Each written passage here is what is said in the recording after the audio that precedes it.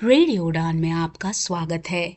आज का शो है चौंक गए आप भी? आपने सही समझा। अब रेडियो उड़ान सुने फोन पर भी, वो भी बिना इंटरनेट के। कैसे? श्रवण ऑडियो लाइब्रेरी के साथ। डायल करें 0807117521 पर। इंस्ट्रक्शंस फॉलो करें और सुने आपका अपना favourite show radio Udaan, a flight of life, अब एक फोन कॉल दूर। Shravan Audio Library is an initiative by National Association for the Blind Delhi in association with United Way Delhi. Hello, नमस्कार, आदाब, सत श्री अकाल। रेडियो उड़ान में आप सबका स्वागत है जनाब। आप सुन रहे हैं शो बुक वर्ल्ड मेरे यानी आरजे सिमरन के साथ। अमरकांत जी हमारे आज के कहानीकार मुंशी प्रेमचंद जी के ज़माने से हैं। इन्होंने 89 इयर्स की अपने जीवन काल में हिंदी साहित्य को अनेकों अनगिनत कहानियाँ दी, जिसमें से इन्हीं हथियारों से काले उजले दिन और कुछ यादें कुछ बातें जैसी रचनाएं काफ़ी मशहूर रही। इन्हें अपनी लेखनी के लिए 2007 में साहित्य अकादमी अवार्ड भी मिला, जबकि 2009 में ज्ञानपीठ अवार्ड से भी इन्हें नवाजा गया। तो आइए बुक वर्ल्ड में आज हम पहली बार इनकी लिखी कहानी सुनते हैं, जिसे मैंने खुद अपने माध्यमिक के परीक्षा के वक्त पढ़ा था और आज तक मैं इसे नहीं भूली। पेश है आपके सामने कहानी बहादुर। सहसा मैं काफ़ी गंभीर हो गया था, जैसा कि उस व्यक्ति को हो जाना चाहिए जिस पर एक भारी दायित्व आ गया हो। वो सामने खड़ा था और आंखों को बुरी तरह मलका रहा था। 12-13 वर्ष की उम्र, ठिगना चकैठ शरीर, गोरा रंग और चपटा मुंह। वो सफ़ेद नेकर, आधी बाकी सफ़ेद कमीज और भूरे रंग का पुराना जूता पहने था। उसके गले में स्काउटों की तरह एक रुमाल बंधा था। उसको घेर कर परिवार के अन्य लोग खड़े थे। निर्मला चमकती दृष्टि से कभी लड़के को देखती और कभी मुझको और अपने भाई को। निश्चय ही वो पंच बराबर हो गई थी। उसको लेकर मेरे साले साहब आए थे। नौकर रखना कई कारणों से बहुत ज़रूरी हो गया था। मेरे सभी भाई और रिश्तेदार अच्छे ओहदों पर थे और उन सभी के यहाँ नौकर थे। मैं जब बहन की शादी में घर गया तो वहाँ नौकरों का सुख देखा। मेरी दोनों भाभियाँ रानी की तरह बैठकर चारपाइयाँ तोड़ती थी, जबकि निर्मला को सवेरे से लेकर रात तक खटना पड़ता था। मैं ईर्ष्या से जल गया। इसके बाद नौकरी पर वापस आया तो निर्मला दोनों जून नौकर चाकर की माला जपने लगी। उसकी तरह अभागिन और दुखिया स्त्री और भी कोई इस दुनिया में होगी? वे लोग दूसरे होते हैं जिनके भाग्य में नौकर का सुख होता है। पहले साले साहब से उसका किस्सा सुनना पड़ा। वो एक नेपाली था जिसका गांव नेपाल और बिहार की सीमा पर था। उसका बाप युद्ध में मारा गया था और उसकी माँ सारे परिवार का भरण पोषण करती थी। माँ उसकी बड़ी गुस्सैल थी और उसको बहुत मारती थी। माँ चाहती थी कि लड़का घर के काम धाम में हाथ बटाए, जबकि वो पहाड़ या जंगलों में निकल जाता और पेड़ों पर चढ़कर चिड़ियों के घोंसलों में हाथ डालकर उनके बच्चे पकड़ता या फल तोड़ तोड़ कर खाता। कभी कभी वो पशुओं को चराने के लिए ले जाता था। उसने एक बार उस भैंस को बहुत मारा जिसको उसकी माँ बहुत प्यार करती थी और इसीलिए उससे वो बहुत चिढ़ता भी था। मार खाकर भैंस भागी भागी उसकी माँ के पास चली गई, जो कुछ दूरी पर एक खेत में काम कर रही थी। माँ का माथा ठनका। बेचारा बेज़ुबान जानवर चरना छोड़कर यहाँ क्यों आएगा? ज़रूर उसने उसको काफ़ी मारा है। वो गुस्से से पागल हो गई। जब लड़का आया तो माँ ने भैंस की मार का काल्पनिक अनुमान करके एक डंडे से उसकी दुगनी पिटाई की और उसको वहाँ करहाता हुआ छोड़कर घर लौट आई। लड़के का मन माँ से फट गया और वो रात भर जंगल में छिपा रहा। जब सवेरा होने को आया तो वो घर पहुंचा और किसी तरह अंदर चोरी चुपके घुस गया। फिर उसने घी की हंडिया में हाथ डालकर माँ के रखे रुपयों में से 2 रुपए निकाल लिए। अंत में 9 2 11 हो गया। वहाँ से 6 मील की दूरी पर बस स्टेशन था जहां गोरखपुर जाने वाली बस मिलती थी। तुम्हारा नाम क्या है जी? मैंने पूछा। दिल बहादुर साहब। उसके स्वर में एक मीठी झंझनाहट थी। मुझे ठीक ठीक तो याद नहीं कि मैंने उसको क्या हिदायतें दी। शायद ये कि वो शरारतें छोड़कर ढंग से काम करे और इस घर को अपना घर समझे। इस घर में नौकर चाकर को बहुत प्यार और इज्जत से रखा जाता है। जो सब खाते पहनते हैं वही नौकर चाकर खाते पहनते हैं। अगर वो यहाँ रह गया तो ढंग शौर सीख जाएगा, घर के और लड़कों की तरह पढ़ लिख जाएगा और उसकी जिंदगी सुधर जाएगी। निर्मला ने उसी समय कुछ व्यवहारिक उपदेश दे डाले थे। इस मोहल्ले में बहुत तुच्छ लोग रहते हैं। वो ना किसी के यहाँ जाए और ना किसी का काम करे। कोई बाजार से कुछ लाने को कहे तो अभी आता हूँ कहकर अंदर खिसक जाए। उसको घर के सभी लोगों से सम्मान और तमीज से बोलना चाहिए। और भी बहुत सी बातें। अंत में निर्मला ने बहुत ही उदारता पूर्वक लड़के के नाम में से दिल शब्द उड़ा दिया। परंतु बहादुर बहुत ही हंसमुख और मेहनती निकला। उसकी वजह से कुछ दिनों तक हमारे घर में वैसा ही उत्साहपूर्ण वातावरण छाया रहा जैसा कि प्रथम बार तोता मैना या पिल्ला पालने पर होता है।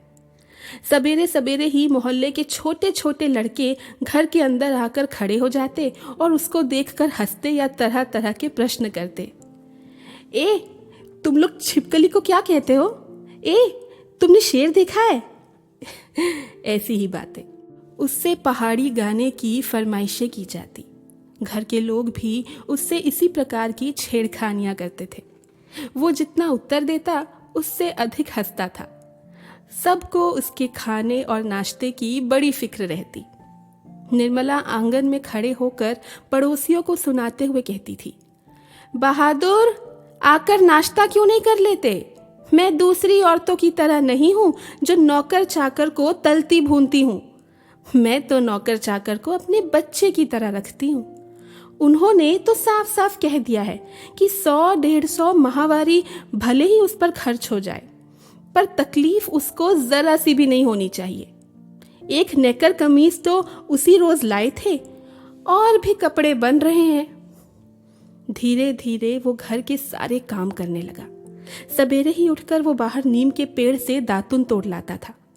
वो हाथ का सहारा लिए बिना कुछ दूर तक तने पर दौड़ते हुए चढ़ जाता। मिनट भर में वो पेड़ की पुलई पर नजर आता। निर्मला छाती पीट कर कहती थी, अरे रीछ बंदर की जात, कहीं गिर गया तो बड़ा बुरा होगा। वो घर की सफाई करता, कमरों में पोछा लगाता, अंगीठी जलाता, चाय बनाता और पिलाता। दोपहर में कपड़े धोता और बर्तन मलता। वो रसोई बनवाने की भी जिद करता, पर निर्मला स्वयं सब्जी और रोटी बनाती। निर्मला को उसकी बहुत फिक्र रहती थी, या यूं कह लो कि निर्मला की उसको बहुत फिक्र रहती थी। उसकी उन दिनों तबीयत ठीक नहीं रहती थी, इसलिए वो कुछ दवा ले रही थी। बहादुर उसको कोई काम करते देखकर कहता था, माताजी, मेहनत ना करो, तकलीफ बढ़ जाएगा। वो कोई भी काम करता होता, समय होने पर हाथ धोकर भालू की तरह दौड़ता हुआ कमरे में जाता और दवाई का डिब्बा निर्मला के सामने लाकर रख देता। जब मैं शाम को दफ्तर से आता तो घर के सभी लोग मेरे पास आकर दिन भर के अपने अनुभव सुनाते थे। बाद में वो भी आता था। वो एक बार मेरी ओर देखकर सिर झुका लेता और धीरे धीरे मुस्कुराने लगता। वो किसी बहुत ही मामूली घटना की रिपोर्ट देता। बाबूजी, बहन जी का एक सहेली आया था, या बाबूजी, भैया सिनेमा गया था। उसके बाद वो इस तरह हंसने लगता गोया बहुत ही मजेदार बात कहती हो। मैं उससे बातचीत करना चाहता था, पर ऐसी इच्छा रहते हुए भी मैं जानबूझकर बहुत गंभीर हो जाता था और दूसरी ओर देखने लगता था। निर्मला कभी कभी उससे पूछती थी, बहादुर, तुमको अपनी माँ की याद नहीं आती है? नहीं। क्यों? वो मारता क्यों था? इतना कहकर वो खूब हंसता था, जैसे मार खाना बहुत खुशी की बात हो। तब तुम अपना पैसा माँ के पास कैसे भेजने को कहते हो? माँ बाप का कर्जा तो जन्म भर भरा जाता है। और ये कहकर वो और भी ज़्यादा हंसता था। निर्मला ने उसको एक फटी पुरानी दरी दे दी थी। घर से वो एक चादर भी ले आया था। रात को काम धाम करने के बाद वो भीतर के बरामदे में एक टूटी हुई बसखट पर अपना बिस्तर बिछाता था। वो बिस्तरे पर बैठ जाता और जेब में से कपड़े की एक गोल सी नेपाली टोपी निकालकर पहन लेता, जो बाईं ओर काफ़ी झुकी रहती थी। फिर वो एक छोटा सा आईना निकालकर बंदर की तरह उसमें अपना मुंह देखता था। वो बहुत ही प्रसन्न नजर आता था। इसके बाद कुछ और भी चीज़ें उसके जेब में से निकलकर उसके बिस्तरे पर सज जाती थी, जैसे कि कुछ गोलियां, पुराने ताश की एक गड्डी, कुछ खूबसूरत पत्थर के टुकड़े, ब्लेड और कागज़ की नावें। वो कुछ देर तक उनसे खेलता था। उसके बाद वो धीमे धीमे स्वर में गुनगुनाने लगता था। उन पहाड़ी गानों का अर्थ हम समझ नहीं पाते थे, पर उनकी मीठी उदासी सारे घर में फैल जाती, जैसे कोई पहाड़ की निर्जनता में अपनी किसी बिछड़े हुए साथी को बुला रहा हो। पहाड़ी गीत और वहाँ की यादें भूले नहीं भूलती। फिर वो तो बहादुर का अपना घर था, उसके सुख दुख का गवाह। वो उसे कैसे भूलता। लेकिन एक बात थी कि जहाँ किस्मत ने उसे पहुँचाया था, वो वहाँ दिन रात मजदूरों की तरह खट कर भी खुश रहता था, क्योंकि उसे उन घर वालों से 2 मीठे बोल सुनने को जो मिल जाया करते थे। भाई, यहाँ तक की कहानी ने तो मेरी सारी बचपन की यादें ताज़ा कर दी। इस कहानी को और किस किस ने अपने बचपन में पढ़ा है, ये हमें ज़रूर बताइएगा जब ये कहानी रेडियो उड़ान के YouTube चैनल पर अपलोड होगी, वहाँ कमेंट करके। आपको करना बस इतना है कि YouTube पर जाकर रेडियो उड़ान सर्च करना है और बस कहानी आपके सामने। तो चलिए, इसी के साथ वक्त हो चला है कि हम कोई ऐसा गीत सुने जिससे हमारी बचपन की यादें और ज़्यादा ताज़ी हो जाए। तो चलिए सुनते हैं लता मंगेशकर की आवाज़ में फिल्म रखवाला से ये गीत। मेरे दिल ने जो मांगा मिल गया। और फिल्म रोटी कपड़ा और मकान से ये। अरे हाय हाय ये मजबूरी। जीनत अमान और मनोज कुमार पर पिक्चराइज ये गाना सुनने में तो जितना अच्छा लगता है, काश असल ज़िंदगी में भी हम इसे उतना ही इम्प्लीमेंट कर पाते।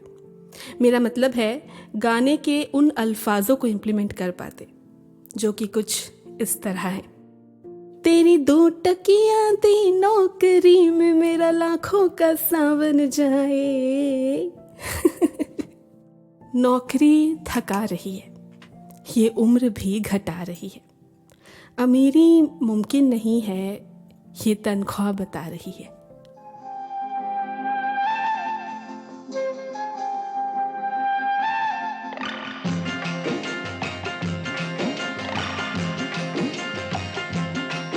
अरे हाय हाय ये मजबूरी। ये मौसम और ये दूरी। अरे हाय हाय हाय मजबूरी। ये मौसम और ये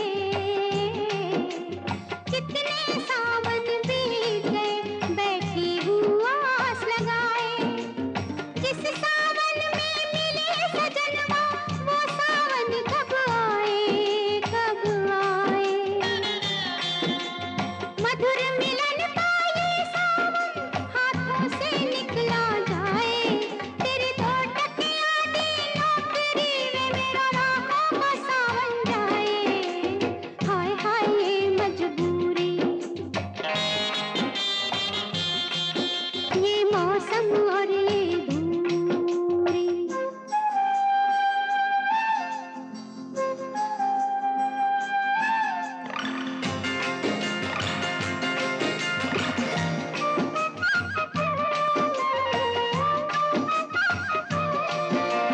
प्रेम का ऐसा बंधन है, प्रेम का ऐसा बंधन है जो बंध के फिर ना टूटे।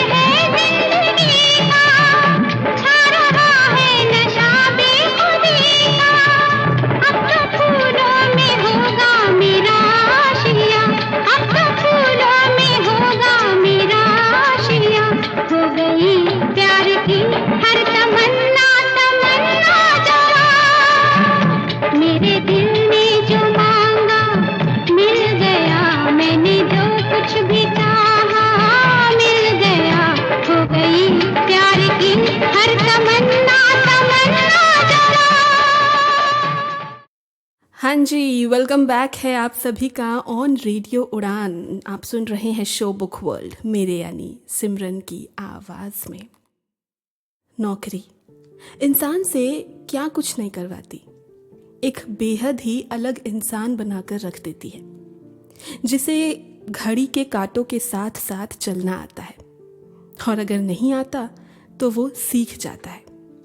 तो वही कुछ लोग ऐसे भी होते हैं जिसे बस हंस बोलकर, जिनसे 2 मीठे बोल क्या बोल लिए जाए, वो दिन रात आपके काम करने में लग जाते हैं। किसी मुनाफे के लिए नहीं, बल्कि इसलिए कि उसके द्वारा किए गए काम से आपके चेहरे पर मुस्कुराहट आए और आप उससे 2 मीठे बोल ज़्यादा बोल लें। बहादुर भी कुछ ऐसा ही था। दुनियादारी की समझ नहीं थी उसमें, लेकिन किसी को भी वो निराश नहीं करता था। कहानी में अब तक आपने सुना कि किस तरह हमारे कहानी के नायक उसे अपने घर में नौकर बनाकर लाते हैं। वहाँ बहादुर से सब खुश थे, नायक, उसकी बीवी निर्मला, उसके बच्चे, सभी। वो उस घर का हर काम करता, कपड़े, बर्तन, झाड़ू, पोछा, खाना, बाहर से सामान लाना, हर चीज़ एक मुस्कान के साथ। अब आगे दिन मज़े में बीतने लगे। बरसात आ गई थी, पानी रुकता था और बरसता था। मैं अपने को बहुत ऊंचा महसूस करने लगा था। अपने परिवार और संबंधियों के बड़प्पन तथा शान बान पर मुझे सदा गर्व रहा है। अब मैं मोहल्ले के लोगों को पहले से भी ज़्यादा तुच्छ समझने लगा। मैं किसी से सीधे मुंह बात ना करता, किसी की ओर ठीक से देखता भी नहीं था। दूसरे के बच्चों को मामूली सी शरारत पर डांट डपट देता था। कई बार पड़ोसियों को सुना चुका था कि जिसके पास कलेजा है वही आजकल नौकर रख सकता है। घर के सवांग की तरह रहता है। निर्मला भी सारे मोहल्ले में शुभ सूचना दे आई थी कि आधी तनख्वाह तो नौकर पर ही खर्च हो रही है, पर रुपया पैसा कमाया किस लिए जाता है? ये तो कई बार कह ही चुके हैं कि तुम्हारे लिए दुनिया के किसी कोने से नौकर जरूर लाऊंगा, और वही हुआ। निसंदेह बहादुर की वजह से उस सबको बहुत आराम मिल रहा था। घर खूब साफ और चिकना रहता, कपड़े चमाचम सफ़ेद। निर्मला की तबीयत भी काफ़ी सुधर गई थी और अब कोई एक घर भी न टकसाता था। किसी को मामूली काम करना होता तो वो बहादुर को आवाज़ देता, बहादुर 1 गिलास पानी, बहादुर पेंसिल नीचे गिरी है उठाना। इसी तरह की फरमाइशें। बहादुर घर में फिरकी की तरह नाचता रहता। सभी रात में पहले ही सो जाते थे और सवेरे 8 बजे के पहले न उठते थे। मेरा बड़ा लड़का किशोर काफ़ी शान शौकत और रौब दाब से रहने का कायल था, और उसने बहादुर को अपने कड़े अनुशासन में रखने की आवश्यकता महसूस कर ली थी। फलत उसने अपने सभी काम बहादुर को सौंप दिए। सवेरे उसके जूते में पॉलिश लगनी चाहिए, कॉलेज जाने के ठीक पहले साइकिल की सफाई ज़रूरी थी, रोज़ ही उसके कपड़े की धुलाई और इस्त्री होनी चाहिए, और रात में सोते समय वो नित्य बहादुर से अपने शरीर की मालिश कराता और मुक्की भी लगवाता। पर इतनी सारी फरमाइशों की पूर्ति में कभी कभी कोई गड़बड़ी भी हो जाती। जब ऐसा होता, किशोर गर्जन तर्जन करने लगता, उसको बुरी बुरी गालियां देता और उस पर हाथ छोड़ देता। मार खाकर बहादुर एक कोने में खड़ा हो जाता, चुपचाप। देख बे, किशोर चेतावनी देता, मेरा काम सबसे पहले होना चाहिए। अगर एक काम भी छूटा ना तो मारते मारते हुलिया टाइट कर दूंगा। साला कामचोर, करता क्या है तू? बैठा बैठा खाता है। रोज ही कोई ना कोई ऐसी बात होने लगी जिसकी रिपोर्ट पत्नी मुझे देती थी। मैंने किशोर को मना किया, पर वो नहीं माना, तो मैंने ये सोचकर छोड़ दिया कि थोड़ा बहुत तो ये चलता ही रहता है। फिर एक हाथ से ताली कहाँ बजती है, बहादुर भी बदमाशी करता होगा। पर एक दिन जब मैं दफ्तर से आया तो मैंने किशोर को एक डंडे से बहादुर की पिटाई करते हुए देखा। निर्मला कुछ दूरी पर खड़ी होकर हाँ हाँ कहती हुई मना कर रही थी। मैंने किशोर को डांटकर अलग किया। कारण ये था कि शाम को साइकिल की सफाई करना बहादुर भूल गया था। किशोर ने उसको मारा तथा गालियां दी तो उसने उसका काम करने से इनकार कर दिया। तुम साइकिल साफ क्यों नहीं करते बहादुर? मैंने उससे कड़ाई से पूछा। बाबूजी, भैया ने मेरे मरे बाप को क्यों लाकर खड़ा किया? वो रोते हुए बोला। मैं जानता था कि किशोर उसको और भी भद्दी गालियां देता था, लेकिन आज उसने सुअर का बच्चा कहा था, जो उसे बर्दाश्त न हुआ। निसंदेह वो गाली उसके बाप पर पड़ती थी। मुझे कुछ हंसी आ गई। खैर, किशोर के व्यवहार को अच्छा तो नहीं कहा जा सकता, पर गृह स्वामी होने के कारण मुझ पर कुछ और गंभीर दायित्व भी थे। मैंने उसे समझाया, बहादुर, ये आदतें ठीक नहीं। तुम ठीक से काम करोगे तो तुमको कोई कुछ भी नहीं कहेगा। मेहनत बहुत अच्छी चीज है। जो उससे बचने की कोशिश करता है वो कुछ भी नहीं कर सकता। रूठना फूलना मुझे सख्त नापसंद है। तुम तो घर के लड़के की तरह हो। घर के लड़के मार नहीं खाते। हम तुमको जिस सुख आराम से रखते हैं वो कोई क्या रखेगा? जाकर दूसरों के घरों में देखो तो पता लगे, नौकर चाकर भरपेट भोजन के लिए भी तरसते रहते हैं। चलो, सब खत्म हुआ, अब काम धाम करो, जाओ। वो चुपचाप सुनता रहा, फिर हाथ मुंह धोकर काम करने लगा। जल्द ही वो प्रसन्न भी हो गया। रात में सोते समय वो अपनी टोपी पहनकर देर तक गाता रहा। लेकिन कुछ दिनों बाद एक और गड़बड़ी शुरू हुई। निर्मला बहुत पतली पतली रोटियां सेकती थी, इसलिए वो रोटी बनाने का काम कभी भी बहादुर को नहीं देती थी। लेकिन मोहल्ले की किसी औरत ने उसे ये सिखा दिया कि परिवार के लिए रोटियां बनाने के बाद वो बहादुर से कहे कि वो अपनी रोटी खुद बना लिया करे, नहीं तो नौकर चाकर की आदत खराब हो जाती है। महीन खाने से उनकी आदत बिगड़ जाती है। ये बात निर्मला को जच गई थी और रात में उसने ऐसा ही प्रयोग किया। वो अपनी रोटियां बनाकर चौके में से उठ गई। बहादुर का मुंह उतर गया। वो चूल्हे के पास सिर झुकाकर चुपचाप खड़ा रहा। क्या हो गया रे? निर्मला ने पूछा। वो कुछ नहीं बोला। चल, चुपचाप बना अपनी रोटियां। तू सोचता है कि मैं तुझे पतली पतली नरम नरम रोटियां सेक कर खिलाऊंगी?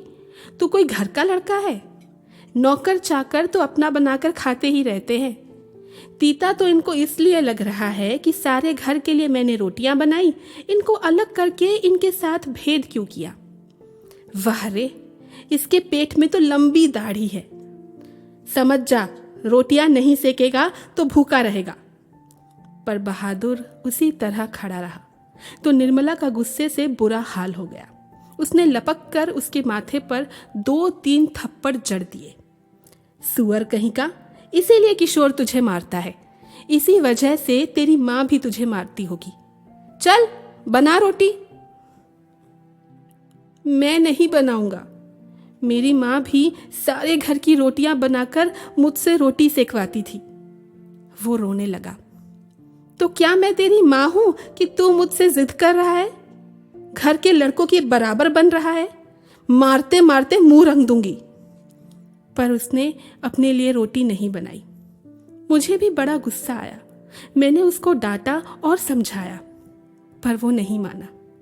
रात भर वो भूखा ही रहा। पर सवेरे उठकर वो पहले की तरह ही हंसने लगा। उसने अंगीठी जलाकर अपने लिए रोटियां सेकी। अपनी बनाई मोटी और भद्दी रोटी को देखकर वो खिलखिलाने लगा।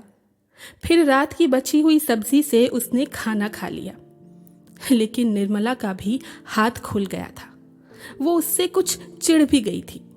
अब बहादुर से कोई भी गलती होती तो वो उस पर हाथ चला देती।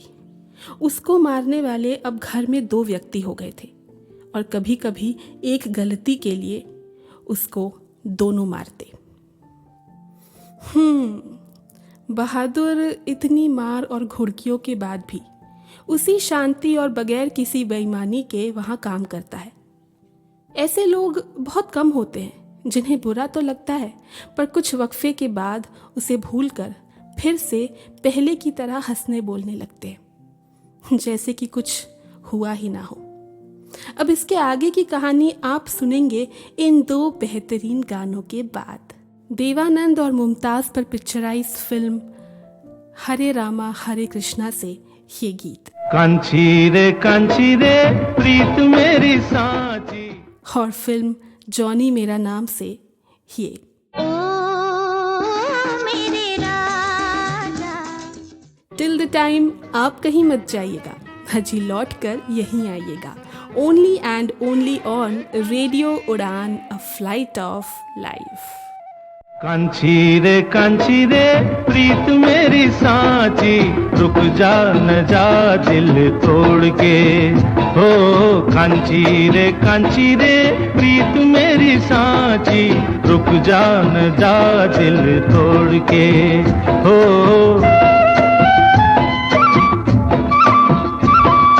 रुक जा न जा दिल तोड़ के।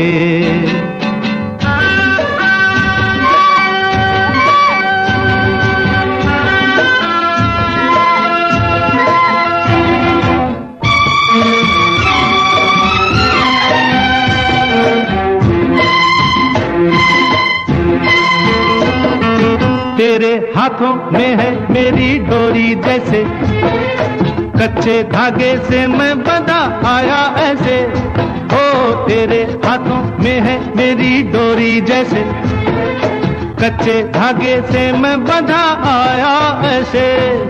मुश्किल है जीना दे दे ओ हसीना, मुश्किल है जीना दे दे ओ हसीना, वापस मेरा दिल मोड़ के। कांची रे प्रीत मेरी साची, रुक जा न जा दिल तोड़ के। हो रुक जा न जा दिल तोड़ के।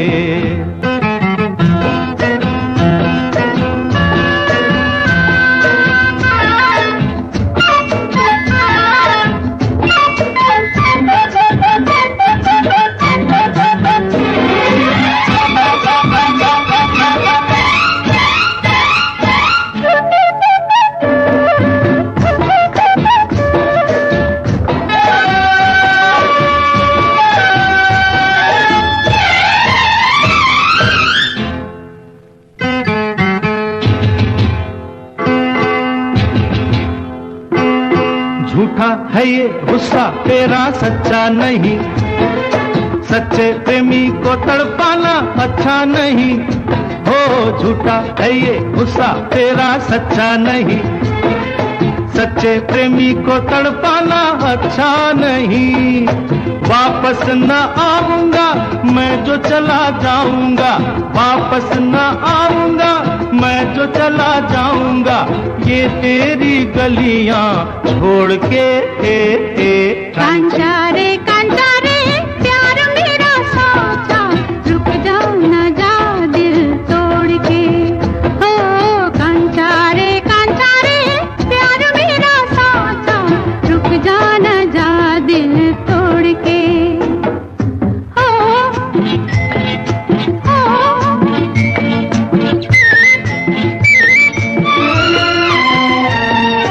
रंग तेरे में ये तने रंग लिया, तने क्या है मैंने मन रंग लिया। ओ रंग तेरे में ये तने रंग लिया, तने क्या है मैंने मन रंग लिया। बस चुप ही रहना अब फिर ना कहना, बस चुप ही रहना अब फिर ना कहना, रुक जाना जा दिल तोड़ के। कांचा रे प्यार मेरा साचा, रुक जा न जा दिल तोड़ के। ओ कांचा रे प्यार मेरा साचा, रुक जा न जा दिल तोड़ के। ओ कांची रे कांचा रे कांची रे कांचा रे कांची रे कांची रे। कांचा रे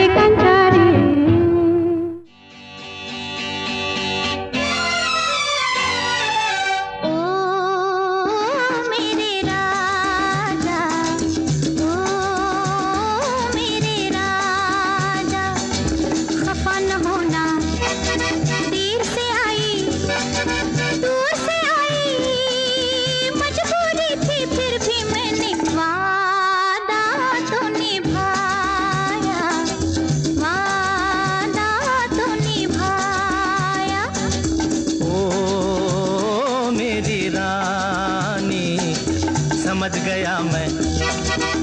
वही पुराना तेरा बहाना, देर से आना और ये कहना वादा तो निभाया, वादा तो निभाया।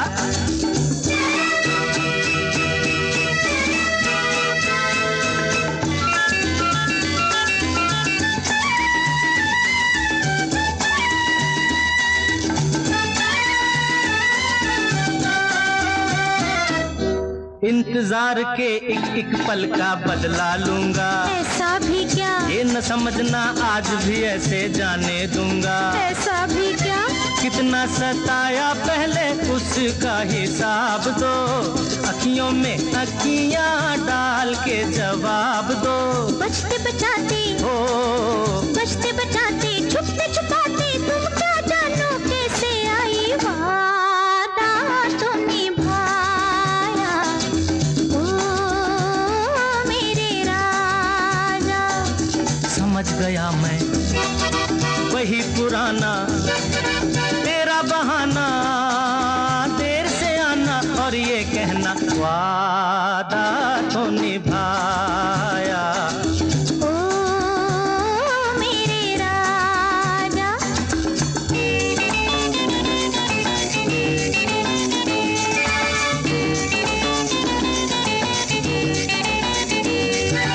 बाहों की इन जंजीरों में यूं ना जकड़ो, हम जकड़ेंगे मुड़ जाएगी मेरी कलाई, हाथ न पकड़ो। हम पकड़ेंगे छोड़ो ना, नहीं, छोड़ो ना। ऐसे तो नाजुक नहीं हाथ सरकार के, मौके भी कभी कभी मिलते हैं प्यार के।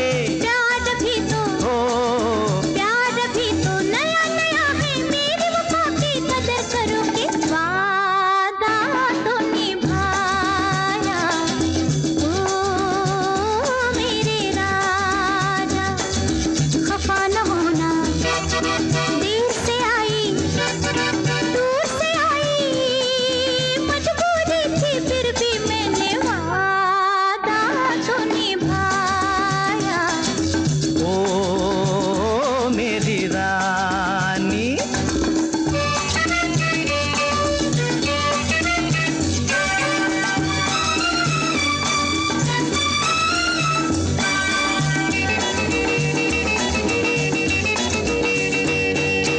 कहो ये गालों के अंगारे किसके लिए हैं, कहो कहो।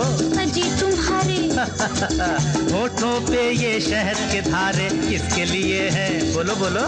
अजी तुम्हारे हाँ, शर्म कहाँ की, आओ गले लग जाओ जी, कब से खड़ा हूँ प्यासा प्यास बुझाओ जी, हट जाओ जी, बुझाओ जी। बदनामी से डर लगता है, ये तो सोचो किस मुश्किल से, वादा तो निभाया ओ मेरे राजा। समझ गया मैं वही पुराना तेरा बहाना, देर से आना और ये कहना वादा तो निभाया, वादा तो निभाया। ओ मेरे राजा। ओ मेरी रानी।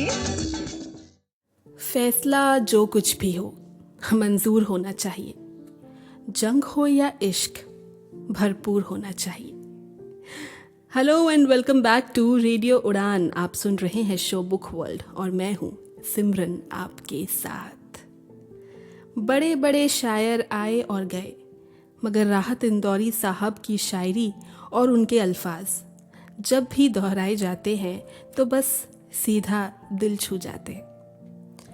रोज तारों की नुमाइश में खलल पड़ता है, चांद भी पागल है, अंधेरे में निकल पड़ता है।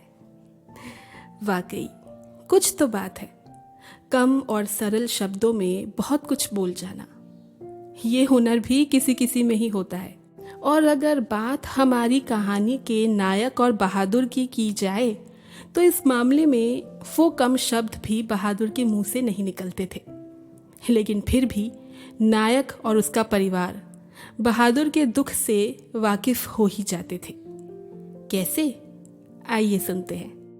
बरसात बीत गई थी। आकाश दर्पण की तरह स्वच्छ दिखाई देता था। मैंने बहादुर की माँ के पास चिट्ठी लिखी कि उसका लड़का मेरे पास मज़े में है और मैं उसकी तनख्वाह के पैसे उसके पास भेज दिया करूँगा। लेकिन कई महीने के बाद भी उधर से कोई जवाब नहीं आया। मैंने बहादुर से कह दिया कि उसका पैसा यहाँ जमा रहेगा, जब घर जाएगा तो लेता जाएगा। पर अब बहादुर से भूल गलतियाँ अधिक होने लगी थी। शायद इसका कारण मारपीट और गाली गलौज हो। मैं कभी कभी इसको रोकना चाहता, फिर ये सोचकर चुप लगा जाता कि नौकर चाकर तो मारपीट खाते ही रहते हैं। एक दिन रविवार को मेरी पत्नी के रिश्तेदार आए। वो बीवी बच्चों के साथ थे। वो अपने किसी खास संबंधी के यहाँ आए थे, तो यहाँ भी भेंट मुलाकात करने के लिए चले आए। घर में बड़ी चहल पहल मच गई। मैं बाजार से रोहू मछली और देहरादूनी चावल ले आया। नाश्ते पानी के बाद बातों की जलेबी छनने लगी। पर इसी समय एक घटना हो गई। अचानक उस रिश्तेदार की पत्नी नीचे फर्श पर झुककर देखने लगी। फिर उसने चारपाई के अंदर झांक कर देखा। अंत में कमरे के अंदर चली गई और फर्श पर पड़े हुए कागजों को उठाकर जांच पड़ताल करने लगी। क्या बात है? मैंने पूछा। रिश्तेदार की पत्नी जबरदस्ती मुस्कुराकर मजबूरी में सिर हिलाते हुए बोली, क्या बताएं, 11 रुपए साड़ी के खूट से निकाल कर यही चारपाई पर रखे थे, पर वो अब मिल नहीं रहे हैं। आपको ठीक याद है ना? हाँ, खूब अच्छी तरह याद है। ये रुपये मैंने खूटे में बांध कर रखे थे। रिक्शे वाले को देने के लिए खूट खोला ही था, फिर वो रुपए चारपाई के पर रख दिए थे कि 4 रुपए की मिठाई मंगा लूंगी और कुछ बच्चों के हाथ पर रख दूंगी। रास्ते में कोई ढंग की दुकान नहीं मिली, नहीं तो उधर से ही ले आती। किसी के यहाँ खाली हाथ नहीं जाना चाहिए ना, इसीलिए। अब बताइए, अब तो मैं कहीं की ना रही। फिर मेरी ओर झुककर धीमे स्वर से कहा, जरा उससे पूछिए ना, वो इधर आया था, कुछ देर तक यही खड़ा रहा और फिर तेजी से बाहर चला गया। अरे नहीं, वो ऐसा नहीं है, मैंने कहा। You do not know, these people are expert in this art, रिश्तेदार ने कहा। मैंने बहादुर की ओर तिरछी दृष्टि से देखा। वो सिर झुकाकर आटा गूंथ रहा था। उसके चेहरे पर संतुष्टि एवं प्रसन्नता थी। उसने ऐसा काम तो कभी नहीं किया, बल्कि जब कभी उसने 2-4 आने इधर उधर पड़े देखे तो उठाकर निर्मला के हाथ में दे दिए थे। पर किसी के दिल की बात कोई कैसे जान सकता है? ना मालूम अचानक मुझे क्या हो गया और मैं गुस्से में आ गया। बहादुर, मैंने कड़े स्वर में पूछा। जी बाबूजी, इधर आओ। वो आकर खड़ा हो गया। तुमने यहाँ से रुपए उठाए थे? जी नहीं बाबूजी, उसने निर्भय उत्तर दिया। ठीक बताओ, मैं बुरा नहीं मानूंगा। नहीं बाबूजी, मैं लेता तो बता देता। तुम यहाँ खड़े नहीं थे, रिश्तेदार की पत्नी ने कहा। फिर तेजी से बाहर चले गए थे। देखो भैया, सच सच बता दो, मिठाई खरीदने और बच्चों को देने के लिए ये रुपए मैंने रखे थे। मैं तो बुरी फंसी, अब वापस जाने के लिए रिक्शे के भी पैसे नहीं हैं। मैं तो बाहर नमक लेने लगा था।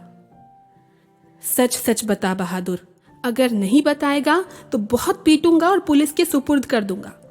मैं चिल्ला पड़ा। मैंने नहीं लिया बाबूजी। बहादुर का मुंह काला पड़ गया।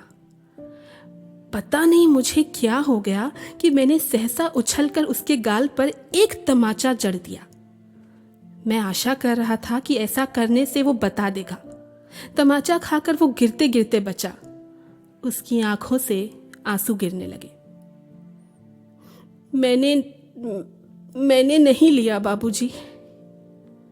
इसी समय रिश्तेदार साहब ने एक अजीब हरकत की। अच्छा छोड़िए, इसको पुलिस के पास ले जाता हूँ। इतना कहकर उन्होंने बहादुर का हाथ पकड़ लिया और उसको दरवाजे की ओर घसीट कर ले गए। पर दरवाजे के पास उससे धीरे से बोले, देखो, तुम मुझे बता दो, मैं कुछ नहीं करूँगा, बल्कि तुमको इनाम में 2 रुपये और दूंगा। पर बहादुर ने इनकार कर दिया। इसके बाद रिश्तेदार साहब 2-3 बार उसको दरवाजे की ओर खींचकर ले गए, जैसे पुलिस को देने ही जा रहे हो, लेकिन आगे बढ़कर वे रुक जाते और उससे धीमे धीमे शब्दों में पूछताछ करने लगते। अंत में हार कर उन्होंने उसको छोड़ दिया और वापस आकर चारपाई पर बैठते हुए हंसकर बोले, जाने दीजिए, ये सब बड़े घाघ होते हैं, किसी झाड़ी वाड़ी में छिपा आया होगा या जमीन में गाड़ आया होगा। मैं तो इन सबों को खूब जानता हूँ, भालू बंदर से कम थोड़े होते हैं ये। चलिए, इतना नुकसान लिखा था सो हो गया। इसके बाद निर्मला ने भी उसको डराया, धमकाया और 2-4 तमाचे जड़ दिए, पर वो नहीं करता रहा। इस घटना के बाद बहादुर काफी डांट मार खाने लगा। घर के सभी लोग उसको कुत्ते की तरह दुरदुराया करते। किशोर तो जैसे उसकी जान के पीछे पड़ गया था। वो उदास रहने लगा और काम में लापरवाही करने लगा। एक दिन मैं दफ्तर से विलंब से आया। निर्मला आंगन में चुपचाप सिर पर हाथ रखकर बैठी थी। अन्य लड़कों का पता नहीं था, केवल लड़की अपनी माँ के पास खड़ी थी। अंगीठी भी अभी तक जली नहीं थी। आंगन भी गंदा पड़ा था, बर्तन बिना मले हुए रखे थे। सारा घर जैसे काट रहा था। क्या बात है? मैंने पूछा। बहादुर भाग गया। भाग गया? क्यों? पता नहीं जी, आज तो कुछ हुआ भी नहीं था। सवेरे से ही बड़ा प्रसन्न था, बराबर माताजी किए जा रहा था। दोपहर में खाना खाया, उसके बाद आंगन से सिलबट्टा लेकर बरामदे में रखने जा रहा था कि सिल हाथ से छूटकर गिर गई और 2 टुकड़े हो गई। शायद इसी डर से वो भाग गया कि लोग मारेंगे, पर मैं इसके लिए उसको थोड़े ही कुछ कहती। क्या बताऊं, मेरी किस्मत में तो आराम ही नहीं। कुछ ले गया? यही तो अफसोस है, कोई भी सामान नहीं ले गया है। उसके कपड़े, उसका बिस्तरा, उसके जूते सभी छोड़ गया है, यहां तक कि अपनी तनख्वाह भी। पता नहीं उसने हमें क्या समझा। अगर वो कहता तो मैं उसे रोकती थोड़ी, बल्कि उसको खूब अच्छी तरह पहना ओढ़ा कर भेजती। हाथ में उसकी तनख्वाह के रुपए रख देती और 2-4 रुपए और अधिक दे देती। पर वो तो कुछ ले ही नहीं गया जी। और वो 11 रुपए? अरे वो सब झूठ है। मैं तो पहले ही जानती थी कि वो लोग बच्चों को कुछ देना ही नहीं चाहते, इसीलिए अपनी गलती और लाज छिपाने के लिए ये प्रपंच रच रहे हैं। उन लोगों को क्या मैं जानती नहीं? कभी उनके रुपए रास्ते में गुम हो जाते हैं, कभी वो गलती से घर ही पर छोड़ आते हैं। मेरे कलेजे में तो जैसे कुछ हौड़ रहा है। किशोर को भी बड़ा अफसोस है। उसने सारा शहर छान मारा, पर बहादुर नहीं मिला। किशोर आकर कहने लगा, अम्मा, एक बार भी अगर बहादुर आ जाता तो मैं उसको पकड़ लेता और कभी जाने ना देता, उससे माफ़ी मांग लेता और कभी नहीं मारता। सच, अब ऐसा नौकर कभी नहीं मिलेगा। कितना आराम दे गया वो। अगर वो कुछ चुरा कर ले गया होता तो संतोष हो जाता। निर्मला आंखों पर आंचल रखकर रोने लगी। मुझे बड़ा क्रोध आया। मैं चिल्लाना चाहता था, पर भीतर ही भीतर मेरा कलेजा जैसे बैठ रहा हो। मैं वही चारपाई पर सिर झुकाकर बैठ गया। मुझे एक अजीब सी लघुता का अनुभव हो रहा था। यदि मैं ना मारता तो शायद वो ना जाता। मैंने आंगन में नजर दौड़ाई। एक ओर स्टूल पर उसका बिस्तरा रखा था, अलगनी पर उसके कुछ कपड़े टंगे थे। स्टूल के नीचे वो भूरा जूता था जो मेरे साले साहब के लड़के का था। मैं उठकर अलगनी के पास गया और उसके नेकर की जेब में हाथ डालकर उसका सामान निकालने लगा। वही गोलियां, पुराने ताश की गड्डी, खूबसूरत पत्थर, ब्लेड और कागज की नावें। यही सोचकर सफाई नहीं दी हमने। इल्ज़ाम भले ही झूठे हो, पर लगाए तो तुम ही ने है। अक्सर इंसान जिससे सबसे ज़्यादा करीब होता है, उसकी छोटी से छोटी बात भी उसे तोड़ कर रख देती है। ज़रूरी नहीं कि कुछ तोड़ने के लिए पत्थर ही मारा जाए। लहजा बदल कर बोलने से भी बहुत कुछ टूट जाता है। तुम्हें क्या बताऊं कि तुम मेरे क्या हो, मेरी जिंदगी का तुम ही आसरा हो।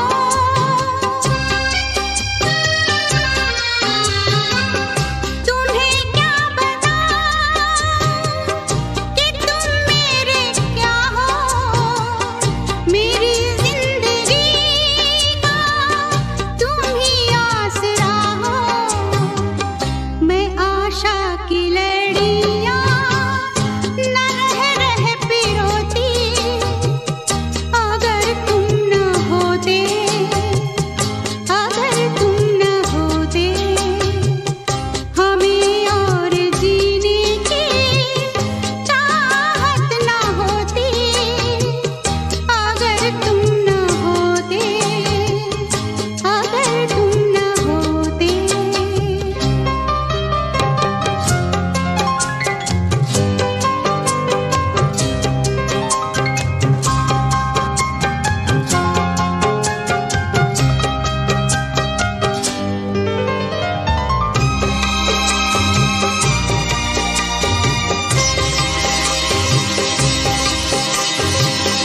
हर एक गम तुम्हारा सहेंगे खुशी से, करेंगे न शिकवा कभी भी किसी से।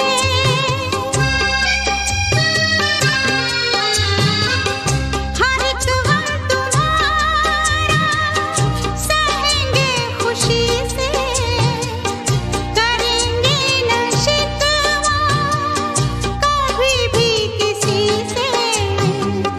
जहाँ मुझ पे हंसता खुशी मुझ पे रोती, अगर तुम न होते, अगर तुम न होते, हमें और जीने की चाहत न होती, अगर तुम न होते, अगर तुम न होते।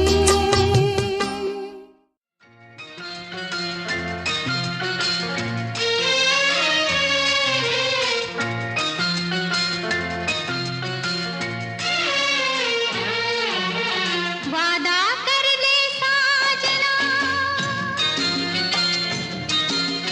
वादा कर ले साजना, तेरे बिन मैं न रहूं, मेरे बिन तू न रहे होके जुदा। ये वादा रहा, न होंगे जुदा, ये वादा रहा। वादा कर ले साजना, तेरे बिन मैं न रहूं, मेरे बिन तू न रहे होके जुदा। ये वादा रहा, न होंगे जुदा, ये वादा रहा।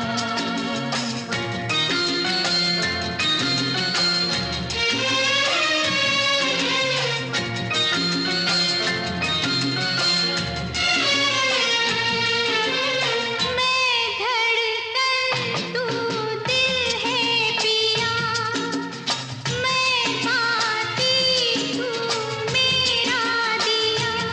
हम प्यार की जोत जलाए, हम प्यार की जोत जलाए। मेरा ही मेरी मंजिल है तू, मैं हूँ लहर और साहिल है तू। जीवन भर साथ निभाए, जीवन भर साथ निभाए।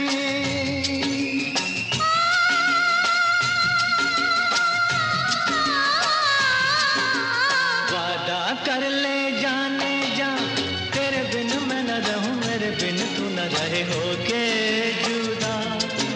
ये वादा रहा, न होंगे जुदा, ये वादा रहा।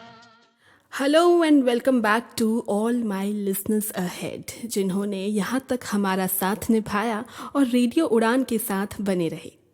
मैं आरजे सिमरन एवरी वेडनेसडे रात 9 बजे लेकर आती हूँ आपके लिए बीते दौर से कुछ चुनिंदा कहानियाँ on the show book world. हमारी आज की कहानी अमरकांत जी द्वारा लिखी गई उनकी लेखनी बहादुर है, जहाँ एक छोटा सा लड़का पहाड़ों में बने अपने घर से बस इसलिए भाग जाता है ताकि उसको अपनी माँ से घुड़कियाँ और मार न मिले। उसकी मुलाकात हमारी कहानी के नायक से होती है, जो उसे नौकर बनाकर अपने घर में ले आता है। शुरू में तो सब उसे अपने पलकों पर बिठाकर रखते हैं, उसके आगे पीछे घूमते हैं, अपने साथ बिठाकर खाना खिलाते हैं, उससे हंस बोलकर बातें करते हैं। बहादुर को तो जैसे अपना परिवार मिल गया था। बस पल भर की सबकी खुशी और मुस्कुराहट के लिए वो दिन भर गधों की तरह हर वो काम किया करता जो इसने अब से पहले शायद कभी किया भी ना हो। लेकिन धीरे धीरे घर वालों का बर्ताव उसके लिए बदलने लगता है। घुड़कियों और गालियों तक तो फिर भी ठीक था, आखिर वो जुबानी थी। हद तो तब हो गई जब छोटी से छोटी बात पर भी उसे मारा पीटा जाने लगा। बात बात पर उस पर हाथ उठाया जाता, बाहरी लोगों के सामने उसे जलील किया जाता। और शायद यही वजह थी कि अब से वो डरा डरा सा रहने लगता है कि कहीं उससे कोई गलती ना हो जाए। लेकिन आखिर उससे वो एक गलती हो ही गई। छोटी सी गलती के डर ने उसे उस घर से भी भागने पर मजबूर कर दिया। शायद बहादुर बस एक ही चीज़ चाहता था, दूसरों की सेवा और गधा मजदूरी के बदले उसे बस वो अपनापन चाहिए था कि कोई उसके साथ भी हंसकर दो बोल बोल ले, कोई उससे भी प्यार से बात कर ले, कोई उसे भी अपना मान ले। और यही वजह थी कि वो हर उस जगह से भागता रहा जहाँ उसे बस ये एक चीज़ नसीब नहीं थी। तो चलिए, इसी के साथ वक्त हो चला है आप सभी से अलविदा लेने का। मैं आरजे सिमरन फिर मिलूंगी आपसे अगले वेडनेसडे ठीक रात 9 बजे एक नई कहानी के साथ। और अब आप हमारे शो का रिपीट अगले दिन यानी थर्सडे शाम 4 बजे फिर से सुन सकते हैं। Till the time, goodbye, good night. और दुनिया तमाम की जानकारी और एंटरटेनमेंट के लिए सुनते रहिए radio Udaan, a flight of life. आपसे प्यार हुआ, आप खफा हो बैठे, मिलके बैठे भी न थे और जुदा हो बैठे। आपसे प्यार हुआ, आप खफा हो बैठे, मिलके बैठे भी न थे और जुदा हो बैठे। आपसे